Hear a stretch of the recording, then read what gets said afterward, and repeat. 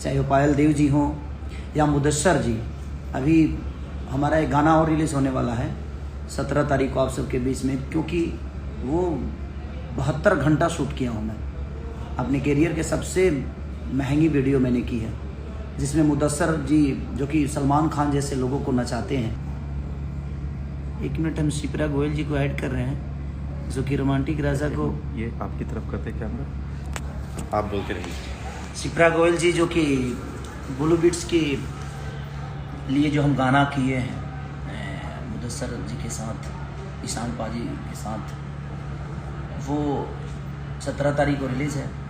और मुझे बहुत मज़ा गया। मुझे लगता है कि हम लोगों ने 2 रात 2 दिन शूट किए थे और हम सोए ही नहीं।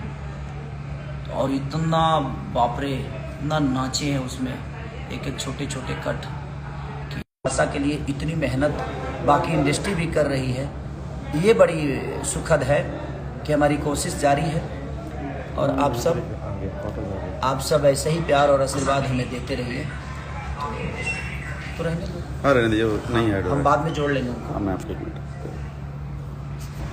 तो दिल से थैंक यू आप सबको कि आप इतनी प्यार और आशीर्वाद के साथ हमें भोजपुरी के दोनों गानों को आप इतनी मोहब्बत और 1 नंबर 2 नंबर ट्रेंडिंग पे रखे हुए हैं, म्यूजिक सेक्शन में भी और आप सब मेन पेज पे भी, मेन ट्रेंडिंग पेज पे भी। तो दिल से थैंक यू सो